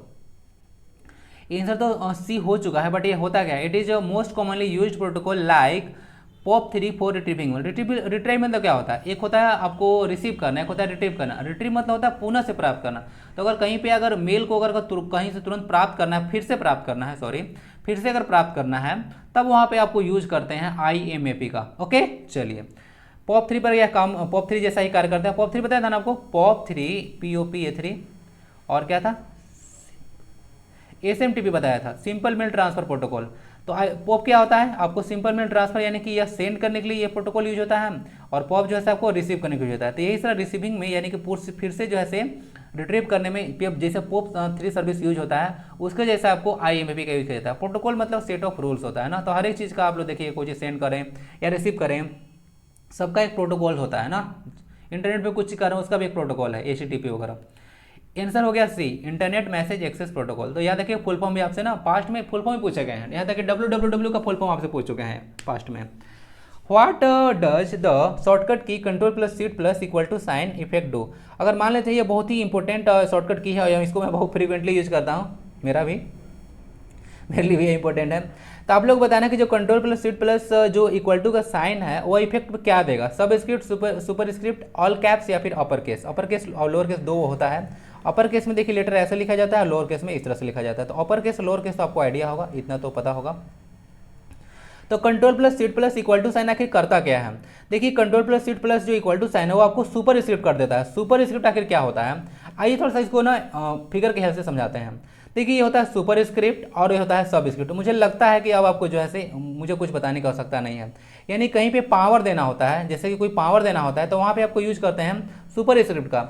और ये जो सब स्क्रिप्ट होता है यानी कहीं पे बेस देना होता है तो उसको आप लोग सब स्क्रिप्ट बोलते हैं। तो इस तरह से लिखा होता है ना, जैसे मान लेते हैं COH का हॉल 2 हो गया सिलेक्ट लाइन, तो यहाँ पे हॉल 2 देते हैं ना नीचे में OH का हॉल 2, तो ये जो इसको बोला जाता है उसको सब स्क्रिप्ट बोला जाता है। सब और सुपर, सुपर देखिएगा सुपर जो है ऊपर रहता है तो इसको भूलिएगा नहीं, सुपर जो है जो ऊपर रहता है और बाकी दूसरा तो याद रह ही जाएगा, समझ गए। तो यही सब स्क्रिप्ट और सुपर स्क्रिप्ट होता है। बाकी मैं तो चर्चा कर दिया कि पावर करने के लिए control plus shift plus equal to sign का यूज करना है तो सुपर स्क्रिप्ट हो जाएगा। अब क्या सब स्क्रिप्ट के लिए भी जैसे कोई शॉर्टकट की है? तो जी हाँ बिल्कुल है। आपको सिर्फ और सिर्फ कंट्रोल प्लस CTRL प्लस आपको इक्वल टू साइन दबाना है, आपको जो है हो जाएगा। ओके, तो control plus equal to sign अगर दबा दिया जाए तो यहाँ पे सबस्क्रिप्ट हो जाता है। और उसके लिए टेक्स्ट को आपको पहले सिलेक्ट करना होगा। जैसे मान लेते हैं हमको 2 को करना है सबस्क्रिप्ट, तो इसको पहले आपको सिलेक्ट करना होगा। ओके, इसको सिलेक्ट करना होगा, उसके बाद इसको दबाना होगा। तो बिना सिलेक्ट किए हुए नहीं होगा। तो क्वेश्चन अगर में हो सकते हैं आपको सिलेक्टेड टेक्स्ट को सुपरस्क्रिप्ट या सबस्क्रिप्ट करने के लिए भी दे सकते हैं।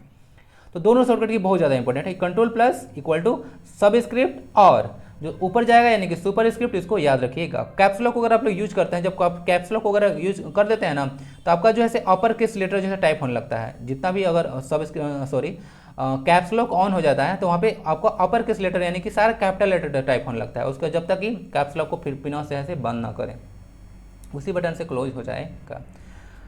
Question 21, which of the following output device is use to print vector graphics. बोला जा रहा है कि इनमें से कौन सा जो है से प्रिंट करने के लिए यूज होता है वेक्टर ग्राफिक्स को। क्वेश्चन को देख के थोड़ा सा आप लोग कंफ्यूज कर जाइए कि वेक्टर ग्राफिक्स वगैरह होता है उसको जो है प्रिंट करने के लिए किसका प्रयोग करते हैं, सारा क्यों है प्रिंटर ही है। तो यहाँ पे थोड़ा सा कंफ्यूजन हो जाएगा। तो मैं पहले भी आपको बता चुका हूँ कि वेक्टर ग्राफिक्स वगैरह जो होता है उसको आप लोग प्रिंट करने के लिए प्लॉटर का यूज करते हैं। प्लॉटर वगैरह देखिएगा, पहले बताया था कि जो मानचित्र वगैरह होता है चाहे कुछ चीज़ जो कि आपको बहुत ही एक नॉर्मल जो फोटोकॉपी मशीन होता है उससे थोड़ा सा अच्छा क्वालिटी में बनाना है, तब वहाँ पे आप लोग प्लॉटर का यूज करते हैं। ओके, नॉर्मल फोटोकॉपी मशीन आपको ऐसा इफेक्ट नहीं दे पाएगा, तो वो आपको प्लॉटर ही देगा। तो इसका जो वेक्टर ग्राफिक होता है उसको बनाने के लिए प्लॉटर का यूज करते हैं। बाकी सारा जो है प्रिंटिंग डिवाइस के अंतर्गत आता है, सॉरी जैसे प्रिंटर वगैरह इसके बारे में थोड़ा चर्चा कर लेते हैं। आउटपुट डिवाइस के अंतर्गत आता है प्लॉटर भी और प्रिंटर भी। देख लीजिए यहाँ पे प्रिंटर और जो प्लॉटर होता है वो give the hard copy of a document, document का है हार्ड कॉपी देगा। आप कभी भी ध्यान लीजिएगा जो प्रिंटर वगैरह होता है और प्रिंटर क्या देता है, ये जो प्रिंटेड आउटपुट देता है। जो हार्ड कॉपी होता है वो एक प्रिंटेड आउटपुट होता है। तो यहाँ पे हार्ड कॉपी के लिए आप लोग इसको कर सकते हैं, सॉफ्ट कॉपी नहीं होता है। प्रिंटर वगैरह प्लॉटर से निकलेगा तो वो हार्ड कॉपी बनेगा। बाकी प्रिंटर देख लीजिएगा दो तरह का मेनली होता है, इम्पैक्ट प्रिंटर होता है, एक नॉन इम्पैक्ट प्रिंटर होता है। इम्पैक्ट में यह देखिए डिजिटल प्रिंटर होता है और डॉट मैट्रिक्स प्रिंटर होता है। नॉन इम्पैक्ट में आपको इंजेक्ट प्रिंटर, थर्मल प्रिंटर और लेजर प्रिंटर आपको दे सकते हैं। अब देखिए इस तरह से पूछा जाता है कि क्वेश्चन ऐसे दे देंगे कि इनमें से कौन जो है नॉन इम्पैक्ट प्रिंटर का एग्जाम्पल नहीं है। ओके, तो इसे 3 ऑप्शन देंगे, इंकजेट, थर्मल और दे देंगे आपको लेजर, और एक ऑप्शन डाल देंगे डेजीवेल। तो यहाँ पे डेजीवेल हो जाएगा, नॉन इम्पैक्ट में नहीं है। तो इस तरह से देख लीजिएगा। तो इन नॉन इम्पैक्ट को याद रखने का एक ट्रिक बना लीजिएगा। देख लीजिए यहाँ से TIL, तिल तो नाम सुने होंगे आप लोग। तिल खाते नहीं है जी तिल मकर संक्रांति में आप लोग खाए होंगे। तो वही तिल याद रखिएगा कि एक हो गया आपका थर्मल हो गया, उसके बाद इंकजेट हो गया और एक हो गया आपका लेजर हो गया। ओके, तो अभी तुरंत बनाया हो, कोई बनाया कहीं से नहीं है। तो तिल याद रख लीजिएगा। तो तिल से याद रखिएगा ये नॉन इम्पैक्ट में आता है। तो ऐसे क्वेश्चन ऐसे पूछे गए हैं पास्ट में ना अलग अलग एग्जाम में। आंसर ई हो गया। प्लॉटर एक आउटपुट डिवाइस है, याद रख लीजिएगा। प्रिंटर भी। What is the abbreviation of OLE। बोला जा रहा है कि जो एब्रीविएशन होता है उसका OLE का उसका मतलब क्या होता है, OLE का पूर्ण रूप आपको बताना है। Object linking extension, object linking and enabling, object location enabling या ऑब्जेक्ट लिंकिंग एंड इम्बेडिंग। देखिए ये ऑब्जेक्ट लिंकिंग इम्बेडिंग एक इसका फुल फॉर्म हो जाएगा ऑप्शन नंबर डी। इसको डायरेक्ट आप लोग याद रखिएगा, ज़्यादा इसमें सर लगाने की जरूरत नहीं है। ऑब्जेक्ट लिंकिंग एंड इम्बेडिंग हो जाएगा। ये एक माइक्रोसॉफ्ट के द्वारा डेवलप किया गया टेक्नोलॉजी है जो कि एक फंक्शन के लिए यूज होता है। OLE, ओला नहीं है, OLE है। Which of the following is not an operating system. इसमें देखिए अब इनमें से कौन जो है आपको ऑपरेटिंग सिस्टम का एग्जाम्पल नहीं है। उबंटू, सोलारिस, BIOS है और उसके बाद मैकOS है। तो इसमें जो ऑपरेटिंग सिस्टम नहीं हुआ है आपका BIOS। ओके, तो याद रखिएगा। तो ऑपरेटिंग सिस्टम आपको पहले बता चुका हूँ, एक सिस्टम सॉफ्टवेयर है और बहुत सारी चीज़ पे चर्चा हो चुका है। तो ये एक जगह फिर से जो है टाइम पास करने का कोई मतलब नहीं बनता है। प्रीवियस सारा लेक्चर कंप्यूटर का और जनरल साइंस का रिवाइज कर लीजिएगा। BIOS होता है बेसिक इनपुट आउटपुट सिस्टम। यह जैसे ऑपरेटिंग सिस्टम के अंतर्गत नहीं है, यह जैसे कि सिस्टम ही सॉफ्टवेयर है, लेकिन ये जैसे जब बेसिक आउटपुट इनपुट सिस्टम का काम करता है, जैसे कंप्यूटर कोई बंद वगैरह है तो आप इसको ऑन वगैरह करते हैं ना, तो बेसिक आउटपुट सिस्टम जो है चेक वगैरह सारा करता है कि डिवाइस वगैरह सारा ठीक से कनेक्टेड वगैरह है कि नहीं है। तो यहाँ पे बेसिक इनपुट आउटपुट सिस्टम वगैरह सब काम होता है। तो ये जैसे ऑपरेटिंग सिस्टम का एग्जाम्पल नहीं है। हाँ, ऑपरेटिंग सिस्टम के लिए काम करता है लेकिन ये ऑपरेटिंग सिस्टम नहीं है। देख लीजिए कुछ कुछ एग्जाम्पल है ऑपरेटिंग सिस्टम का। यहाँ पे तो नाम लिखा हुआ नहीं है लेकिन सबका नाम मैं बता देता हूँ। जैसे देख लीजिएगा लाइनक्स है, ओके, ये आपको एंड्रॉयड देखने को मिलेगा। इसका नाम उबंटू है ना, क्या है, इसका नाम उबंटू है। अब इसको तो आप लोग पहचानते होंगे। विंडोज़ है, इसके बाद देखने को मिलेगा एप्पल का iOS है या फिर फेडोरा देखने को मिलेगा। तो कुछ कुछ यहाँ पे आप लोग को है ऑपरेटिंग सिस्टम है। विंडोज़ और एंड्रॉयड सबसे ज़्यादा इंपॉर्टेंट है, आपको आइडिया होगा। ये जो है से आपको देखने को मिलेगा ये एंड्रॉयड का साइन है। अभी तो केबीसी में क्वेश्चन पूछा गया था कि ये जो साइन दिख रहा है वह किसका है, तो एंड्रॉयड का साइन है। एंड्रॉयड गूगल के द्वारा लॉन्च किया गया ऑपरेटिंग सिस्टम है। ये लाइनक्स बेस्ड ही ऑपरेटिंग सिस्टम है, इसी पे बेस्ड ही ऑपरेटिंग सिस्टम है जो कि मोबाइल के लिए कार्य करता है। गूगल कंपनी को तो फाउंड किया गया था 1998 में सर्जी ब्रिन और लैरी पेज के द्वारा, बट ये जो एंड्रॉयड का जो वर्जन था यह 2008 में लॉन्च किया गया था गूगल के द्वारा। तो एंड्रॉयड का वर्जन फर्स्ट कब आया था, 2008। तो इसको याद रखिएगा। अब एंड्रॉयड 12 लेटेस्ट चल रहा है। उसके बाद विंडोज़ का भी इतिहास थोड़ा सा इंपॉर्टेंट है। 1975 में आपको देखने को मिलेगा पॉल एलन और जो देखने को मिलेगा जो पॉल एलन और बिल गेट्स के द्वारा जिसको फाउंड किया गया था 1975 में। और इसका पहला जो वर्जन आया था विंडो 1 1985 में आया था। और अभी बिल गेट्स अभी काफ़ी ज़्यादा न्यूज में है क्योंकि अभी जो इनका जो पाकिस्तान का जो दूसरा सर्वोच्च नागरिक सम्मान, अभी माइंड पे वो नहीं आ रहा नागरिक सम्मान, अचानक से भूल चुका हूँ, वह कुछ वह नागरिक सम्मान है, उसको कमेंट बॉक्स में डाल दूंगा, थोड़ा सा कमेंट बॉक्स चेक कर लीजिएगा। वो पाकिस्तान का दूसरा जो है सर्वोच्च नागरिक सम्मान इनको बिल गेट्स को दिया गया है, तो इसलिए भी काफ़ी ज़्यादा इंपॉर्टेंट में है। फर्स्ट नागरिक सम्मान है निशान पाकिस्तान, और भारत का तो भारत रत्न आप लोगों को सबको पता होगा। ओके, चलिए तो सब चीज़ देख लीजिएगा, ये सारा चीज़ है। तो ये सब कुछ कुछ ऑपरेटिंग सिस्टम है। Which of the following is use to change the text colour. अब बताइए टेक्स्ट कलर आपको कैसे चेंज कीजिएगा। जैसे कि मैं भी यहाँ पे लिख रहा हूँ, बहुत सारा चीज़ वगैरह देख रहे होंगे आप लोग, आगे पीछे करके देखिए। तो बहुत सारा जो है टेक्स्ट वगैरह भी, टेक्स्ट कहीं दिख नहीं रहा है चेंज, हाँ इधर देखा, कहीं ब्लू, कहीं पे रेड, कहीं पे आप लोग को ग्रीन देखने को मिल जाता है। तो ये सब कलर जो मैं चेंज करता हूँ या मैं कहाँ पे करता हूँ, कैसे करता हूँ। तो टेक्स्ट हाईलाइटेड कलर एक ऑप्शन होगा, या फिर फॉन्ट कलर में, या फिर शेडिंग में, या फिर स्टाइल्स में। कहाँ पे चेंज करूँगा, देखिए यहाँ पे जो टेक्स्ट जो कलर होता है वो फॉन्ट कलर में चेंज होता है ना। फॉन्ट कलर में जो है से टेक्स्ट चेंज होता है। MS वर्ड के बारे में बात कीजिएगा तो फॉन्ट कलर यह है से चेंज होता है। ये जो आप लोग को प्रेजेंटेशन दिख रहा है वो सारा माइक्रोसॉफ्ट पावर पॉइंट का है। ओके, तो फॉन्ट कलर मिल जाएगा, और फॉन्ट कलर आपको होम टैब में ही मिलेगा। ऐसे भी आपसे इंपॉर्टेंट वर्क कहीं पूछ देते हैं कि होम टैब जो है से जो फॉन्ट कलर है वो कहाँ मिलेगा, तो होम टैब में मिलेगा, देख लीजिएगा इसको। ओके, और अगर टेबल वगैरह पूछेंगे कि टेबल वगैरह ऐड करते हैं, जैसे कभी मैं टेबल आप लोग बनाता हूँ, जैसे कभी 4 ऑप्शन बनाया था ना, तो उसमें आप लोगों में लिया था इस तरह का टेबल अभी बनाया था। ओके, ऑप्शन दिया था ना ऐसे, तो ये टेबल बनाया था वो कहाँ पे आता है, वह इंसर्ट टैब में मिलता है। मुझे क्या मिलता है, वह जो है से इंसर्ट टैब में मिलता है। और आपको जितना देखिएगा माइक्रोसॉफ्ट ऑफिस है वो तो सिलेबस में मेंशन है ऑपरेटिंग सिस्टम, इससे बहुत ज़्यादा भर भर क्वेश्चन आएगा। क्वेश्चन नंबर नेक्स्ट देखते हैं, which of the following shortcut keys does the same function as Ctrl+S for an open file. ध्यान दीजिए, क्वेश्चन इंपॉर्टेंट है, बोला जा रहा है, ध्यान समझिएगा। इनमें से कौन सा एक शॉर्टकट की है जो वही कार्य करता है जो कि Ctrl+S करता है। तो Ctrl+F3, Ctrl+F2, Ctrl+F5 या फिर Ctrl+F12। देखिए इसका आंसर आपका हो जाएगा सी। यहाँ पे गड़बड़ हो चुका है ऑप्शंस, यहाँ पे ठीक है, इसको सही कर दूंगा। देख लीजिए यहाँ पे जो ऑप्शन है इसका आंसर हो जाएगा डी। क्या होगा, आंसर हो जाएगा डी। Ctrl+F12 जो है से सेव करने के लिए होता है। तो यह जो Ctrl+F12 दबाइएगा तो यह सेव हो जाएगा, इसको याद रखिएगा। तो Ctrl+S क्या करता है, सेव। तो Ctrl+F12 भी है, वो भी जो है से आपको सेव कर देगा, तो वो उसी के जैसा यह कार्य करता है। इसको थोड़ा सा याद रखिएगा।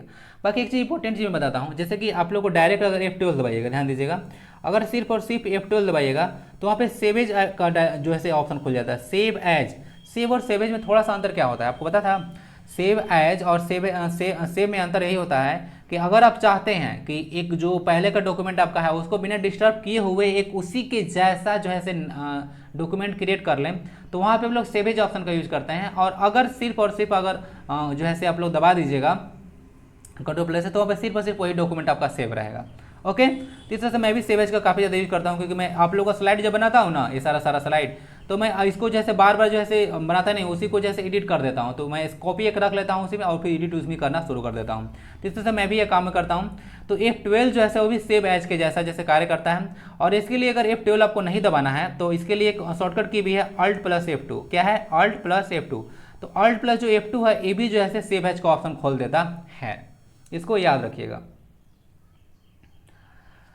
जी हाँ, तो कंट्रोल+A जो होता है सेव करने के लिए ओपन फाइल में एक वर्ड में यूज होता है। और जो Alt+F2 होता है वो भी जैसे सेव एज ऑप्शन के लिए यूज होता है, सेव एज फाइल के लिए। यहाँ पे सेव एज ऑप्शन है ना, इसको याद रखें, Alt+F2, जो कि अब मुझे लगता है मैं डिस्कस कर दिया था लास्ट स्लाइड में।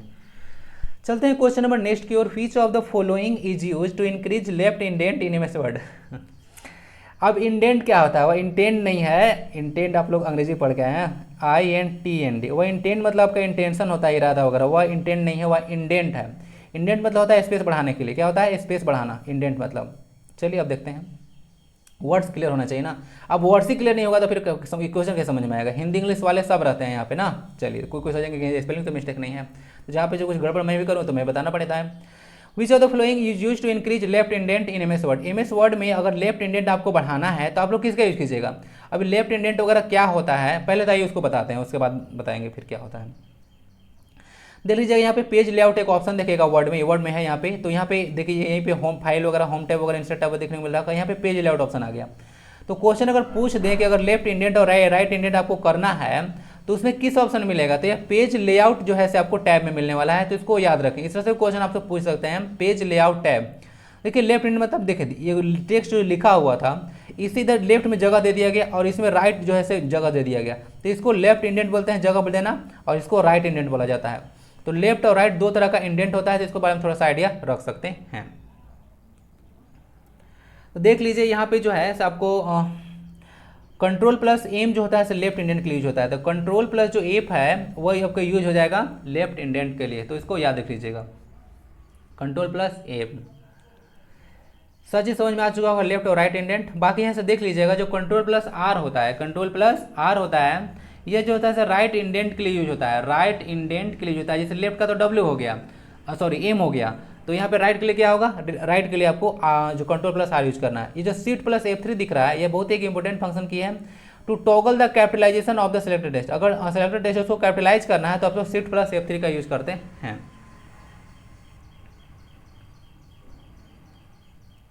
आंसर हो चुका है, सारी चीज समझ चुके होंगे। देख लीजिए नेक्स्ट पे चलते हैं। Agreeing to the forest survey report 2021, what is the percentage of forest cover in India of its total geographical area. बोला जा रहा है कि अगर बात कीजिए फॉरेस्ट सर्वे रिपोर्ट 2021 के बारे में, तो जो total percentage of forest cover है इंडिया में और इसका टोटल जियोग्राफिकल एरिया के बारे में बात किया जा रहा है। टोटल जियोग्राफिकल एरिया इंडिया कितना है? तो वह है आपका 32.8 लाख जो है वर्ग किलोमीटर। तो इतना आपका है, ठीक है, जो इंडिया का जो जियोग्राफिकल एरिया है। झारखंड का बता दूंगा, सबर कीजिए। तो ये जो देखने को मिला है अभी जो फॉरेस्ट सर्वे जो रिपोर्ट आया था 2021 में, वो 21.71% आया है ना। तो 21.71% जो है सिर्फ फॉरेस्ट जो है से इंडिया में है। जबकि देखिएगा जो इन्वायरमेंट के जो बैलेंस के लिए कितना चाहिए? 33%। तो 33% भी यहाँ पे नहीं है। ओके, तो इस तरह अभी अचीव वो करना वगैरह बाकी है। तो 21.71% यहाँ पे मतलब झारखंड वाले इंडिया वाले कुछ होने वाला मुझे लगता नहीं है, गवर्नमेंट वगैरह का इस तरह का पॉलिसी वगैरह रहता है। डू और डाई जिस तरह से हम लोग को बोला जाता है ना, सजेशन दिया जाता है कि डू और डाई, या तो करो या मरो, उस तरह से गवर्नमेंट भी पॉलिसी लेकर चलेगा ना, तभी जाके इस तरह से कोई चीज़ सुधार हो सकता है। अदरवाइज किसानों का इनकम आप डबल कर रहे हैं, वो भी डबल नहीं हो पाया 2022 तक। तो देख लीजिए इस तरह चीज़ है। तो 21.71% आपका फॉरेस्ट है। बाकी जियोग्राफिकल एरिया भी याद रखिएगा 32.8 लाख वर्ग किलोमीटर आपका जो है भारत का पूरा जो है क्षेत्रफल है, जो कि विश्व में आपका कितना है क्षेत्रफल के अनुसार 7वां स्थान पे है। पॉपुलेशन का स्थान पर आप लोग दूसरा स्थान पे है चाइना के बाद, लेकिन आप लोग अगला साल यानी कि 2023 में टॉप कंट्री बन जाने वाले हैं। भारत में जो है विश्व का 2.4% लैंड है और झारखंड का भी सेम टू सेम है। और लेकिन 17 से लगभग बोलिएगा 17.8% पॉपुलेशन पूरा विश्व का जो है भारत में निवास करता है। तो कुछ डाटा याद रख सकते हैं आप लोग को। अब देखिए एग्रीइंग टू का मतलब अकॉर्डिंग टू ही होता है ना। इस एक वर्ड एक नया है तो जान लीजिए, एग्रीइंग टू का मतलब अकॉर्डिंग टू ही होता है। बाकी इंडियन फॉरेस्ट जो सर्वे था उसका पूरा रिपोर्ट आपको टेलीग्राम पे भी शेयर कर दिया था आपको, ये वाला स्लाइड तो देख लीजिएगा। ये वाला स्लाइड को जो टोटली जो है मैं आपको शेयर कर दिया था। तो इंडियन जो है बाइनियल फॉरेस्ट सर्वे रिपोर्ट जो 2021 का था, यह 17वां एडिशन था। अब देखिए इस पर कुछ इंपॉर्टेंट डेटा यहाँ पे चर्चा करना चाहूँगा। तो ये कंप्लीट एक फॉरेस्ट का सर्वे है और थोड़ा सा इसको ध्यान से देखिएगा, सारा डिस्कस कर देता हूँ, टेलीग्राम पे शेयर कर ही दिया था।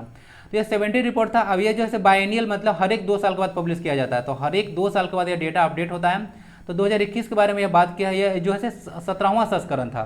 क्या था? 17वां संस्करण था। फर्स्ट टाइम कब हुआ था? तो फर्स्ट टाइम देख लीजिएगा, यहाँ से डिस्कस किया हुआ है कि इंडियन फॉरेस्ट सर्विस जो है 1987 से ये स्टार्ट किया जा रहा है, आफ्टर एवरी 2 ईयर्स ना। तो ध्यान दीजिएगा, हर एक 2 साल के बाद यह शुरू होता है।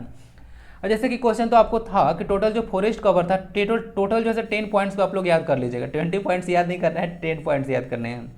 टोटल फॉरेस्ट कवर जो इंडिया में है ऑफ इट्स जियोग्राफिकल एरिया, जो कि 32.8 लाख वर्ग किलोमीटर बताया था, 21.71 जो है % वगैरह, जो कि आप लोग को देखने को मिलेगा, जो 713,789 किलोमीटर स्क्वायर आ जाएगा। इसको देख लीजिएगा।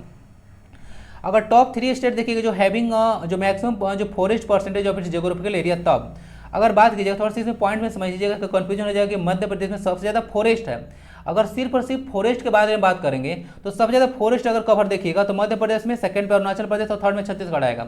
लेकिन अगर जियोग्राफिकल एरिया के बारे में बात कीजिए कि हाँ इसका जितना जियोग्राफिकल एरिया है उसका सबसे ज़्यादा किस पे है, तो उस केस में मिजोरम सबसे नंबर फर्स्ट पे है। उसके बाद अरुणाचल प्रदेश है और उसके बाद मेघालय वगैरह है। अरुणाचल प्रदेश को पहले नेफा के नाम से जाना जाता था ना, नेफा।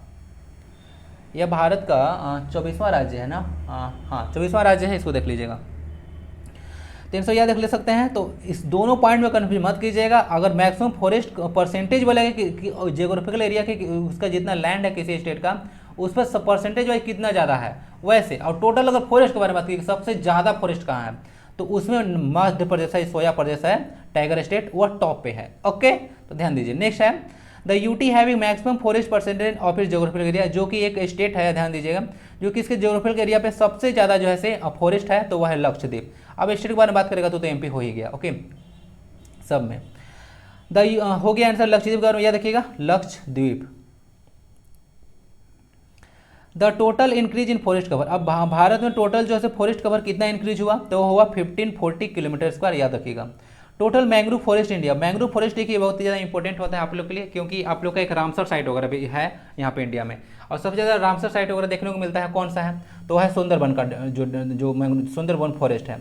और सुंदरबन फॉरेस्ट जो है आपको पता होगा कितना इंपॉर्टेंट है, तो वह लार्जेस्ट जो है रामसर साइट वगैरह है, जो जिसके बाद दूसरा स्थान पर चिल्का लेक आता है, तो इसीलिए ये इंपॉर्टेंट बन जाता है। तो मैंग्रोव को भी साथ में लेकर चला गया है। तो 4992 किलोमीटर स्क्वायर है, तो इसका टोटल मैंग्रोव फॉरेस्ट इतना है।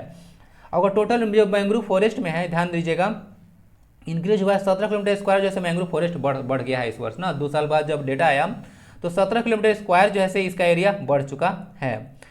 उसका देख लीजिएगा। द नेक्स्ट है the state which recorded the maximum increase in its forest cover India. अब बोला चलिए कौन सा स्टेट है, कौन सा स्टेट है जिसने जो है से मैक्सिमम जैसे रिकॉर्ड किया परसेंटेज, जैसे रिकॉर्ड किया किसमें, फॉरेस्ट कवर, मैंने कि सबसे ज़्यादा फॉरेस्ट कवर कहाँ पे वृद्धि हुआ, तो वह है आंध्र प्रदेश में। ठीक है, तो इसका जब तेलंगाना से बैकअप हुआ तो अपने आपको फॉरेस्ट बोला कि चलो फॉरेस्ट भाई ज़्यादा करते हैं। ठीक है, तो याद रख लीजिएगा आंध्र प्रदेश। तो इसका ब्रेकअप हो गया था किसके साथ, तेलंगाना के साथ, याद रख लीजिएगा 2 जून 2014 को। नेक्स्ट देखते हैं question number 9, the 3 states which have the list forest cover. जो लिस्ट फॉरेस्ट कवर है वह कहाँ पे है, हरियाणा में। याद देख लीजिएगा 3 स्टेट है, हरियाणा, पंजाब और गोवा। तो 3 ऐसे स्टेट है जहाँ पे सबसे कम जो है फॉरेस्ट कवर है। गोवा का भी बनता भी है, हरियाणा वाले ऐसा क्यों कर रहे हैं, हरियाणा वाले लोग ऐसा क्यों कर रहे हैं बताइए जरा, पंजाब वाले। ओके, गोवा में तो बनता है क्योंकि सबसे छोटा स्टेट है एरिया वाइज।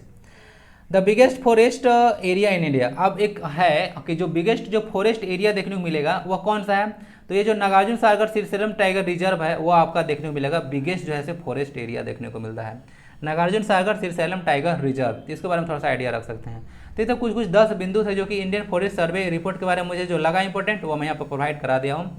तो देख लीजिएगा, सबसे ज़्यादा क्वेश्चन तो बनेगा 21.7%, सबसे ज़्यादा यही बनेगा। और फिर क्वेश्चन बनाएंगे तो हम मिजोरम से बना सकते हैं और फिर एमपी से बना सकते हैं, ज़्यादा मूड खराब होगा उन लोग का तो लक्षद्वीप वगैरह डाल सकते हैं। और लिस्ट वाला भी थोड़ा सा याद रख लीजिएगा, जो लिस्ट पर कवर है हरियाणा वगैरह। तो आई होप कि सारा डिटेल समझ में आ चुका होगा। 21.7% पर्यावरण के अनुकूलन के लिए जो है 33% फॉरेस्ट चाहिए, जो कि नहीं है। The second agriculture centre of excellence of Jharkhand will be established at, बोला जा रहा है कि जो सेकेंड सेंटर है जो झारखंड सेकेंड सेंटर है excellence of Jharkhand, agriculture centre of excellence of Jharkhand, sorry. तो ये जो है सेकंड जैसे कहाँ पे इस्टेब्लिश किया जाएगा, पलामू डिवीजन में, संथाल परगना में, कोल्हान डिवीजन या फिर नॉर्थ छोटानागपुर, यह किया जाएगा। जो सेकंड जो सेंटर होगा आपका agriculture centre for excellence of Jharkhand, यह संथाल परगना में यह स्थापित किया जाने वाला है, संथाल परगना में स्थापित किया जाएगा। टोटल 6 डिस्ट्रिक्ट आते हैं संथाल परगना में। कोल्हान डिवीजन सबसे लेटेस्ट डिवीजन को देखने को मिलेगा। जब झारखंड अलग हुआ था 15 नवंबर 2000 को, उसमें 4 डिवीजन थे। लास्ट जो लेटेस्ट जो है से ऐड हुआ था एक डिवीजन, जो इसका नाम था कोल्हान डिवीजन। 3 डिस्ट्रिक्ट आते हैं इसमें, और पलामू भी 3 ही है। The first agriculture centre of excellence of Jharkhand, ये पहला जो है रांची में ही है, और झारखंड में पहला मेगा फूड पार्क कहाँ बनेगा, तो ये रांची में ही बनने वाला है। ठीक है, चलिए। Who was the editor of तरुण शक्ति which was published from Chaibasa. Chaibasa से एक प्लेस है, आप लोग आइडिया होगा, ये जो आप देखें कोल्हान प्रमंडल है उसका हेडक्वार्टर चाईबासा ही देखने को मिलेगा। तो जो चाईबासा आप लोग को देखने को मिलेगा, जो वहाँ से एक न्यूज़पेपर जैसे प्रकाशित होता था जिसका नाम था तरुण शक्ति, उसके जो है प्रकाशक कौन थे, यह जैसे आपका स्वतंत्रता से रिलेटेड है, इसलिए क्वेश्चन इंपॉर्टेंट बन जाएगा। प्रताप रॉय, रामचंद्र शाही, उसके बाद आनंद कमल चक्रवर्ती कौन थे, इसके संपादक देखने को मिलेंगे महोदय जी, वह हैं आपके आनंद कमल चक्रवर्ती। तो याद रख लीजिएगा, आनंद कमल चक्रवर्ती थे। ठीक है, तो यह एक क्रांतिकारी समाचार पत्र था तरुण शक्ति। ओके, तरुण शक्ति। आंसर अब हो गया डी। अब देखिए यह जो क्रांतिकारी वगैरह था, तो थोड़ा सा यहाँ पे मैं आपको ले जाना चाहूँगा। जो फर्स्ट वार हुआ था आपका झारखंड में इंडिपेंडेंस 1857 का, तो जो स्टार्ट हुआ था देवघर से ना, देवघर से यह स्टार्ट हुआ था। अब एक रोहिणी विलेज था, और रोहिणी अजय रिवर के किनारे है विलेज, तो याद रख लीजिएगा अजय रिवर, रोहिणी विलेज, देवघर, 1857 की क्रांति, सारा इंपॉर्टेंट है। ये झारखंड के बारे में है। अब कुछ यहाँ पे झारखंड में कुछ जो है से प्रोजेक्ट जो है से नेम है और इसका डिस्ट्रिक्ट है। प्रोजेक्ट वगैरह बना हुआ है सर, कहीं ना कहीं इरिगेशन से रिलेटेड है, यानी कि सिंचाई वगैरह से रिलेटेड है। एक पुरानी जलाशय प्रोजेक्ट है, क्या है, पुरानी जलाशय प्रोजेक्ट है, इसके बारे में बताना है। नॉर्थ कोयल प्रोजेक्ट है, इसके बारे में बताना है। अजय बराज प्रोजेक्ट आपको बताना है, और कांची इरिगेशन प्रोजेक्ट है, सबको बताना है। अजय बताए ना, अभी अजय रिवर कहाँ पे है, अभी देवघर पढ़े थे ना, कनेक्ट कीजिए थोड़ा सा दिमाग को। चलिए, जो सबसे पहले जो मुझे याद आ रहा है नॉर्थ कोयल प्रोजेक्ट, ये पलामू में है। कहाँ पे है, नॉर्थ कोयल प्रोजेक्ट जो है आपका पलामू में देखने को मिलेगा। उसके बाद पुरानी जलाशय प्रोजेक्ट आपको दुमका में देखने को मिलता है, जो कि झारखंड का जो है उप राजधानी भी है ना। चलिए, उसके बाद झारखंड जो है 3 राजधानी और बनाएगा, इस तरह से 4 जो राजधानी बनाने वाला झारखंड भारत का पहला स्टेट बनेगा। तो अजय जो बराज प्रोजेक्ट है वह देवघर में चला जाएगा, और जो कांची इरिगेशन प्रोजेक्ट है वह है आपका रांची में। अब कनेक्ट कीजिए ना भाई, रांची जो है से क्या है, कांची जैसे रांची में है, क्यों, क्योंकि इस पर आपको देखने को मिलता है दसम वाटरफॉल है, क्या है, दसम वाटरफॉल है रांची में। तो ये कांची है, ये जो है स्वर्णरेखा की सहायक नदी है कांची रिवर, तो इसमें दसम वाटरफॉल भी है आपका, तो इसे भी कुछ याद सकते हैं। तो कांची कहाँ गया, रांची में चला गया। तो ए का 3, बी का 4, C goes to 2 and C D1। Option number इसका सही आंसर हो जाएगा। तो लगा लीजिए टिक इस तरह से। ओके, तो इसको देख लीजिएगा।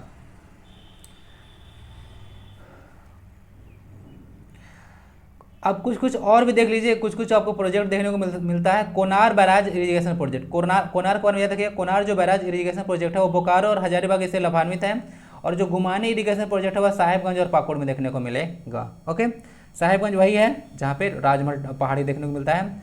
और राजमहल तो आपको इंपॉर्टेंट है, कितनी बार बता चुका हूँ, सौर्य पहाड़ी जाति का एक निवास स्थल माना जाता है, और ये जो राजमहल ट्रेप है उसका निर्माण जुरासिक एज में हुआ है।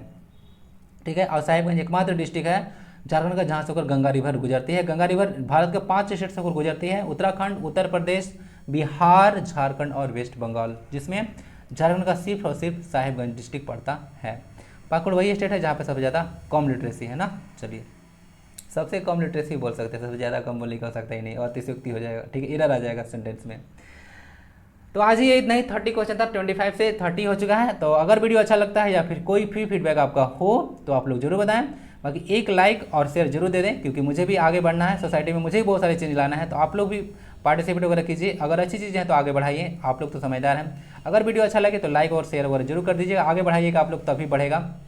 मिलते हैं फिर नेक्स्ट वीडियो में। वंदे भारतम। और हाँ, आप लोग जो हैं से टाइम जरूर बताइएगा कि क्या कोई एक दूसरा टाइम पर सेट किया जा सकता है, मॉर्निंग में या फिर कोई और टाइम बताइएगा। मिलते हैं फिर, टेक केयर, वंदे भारतम।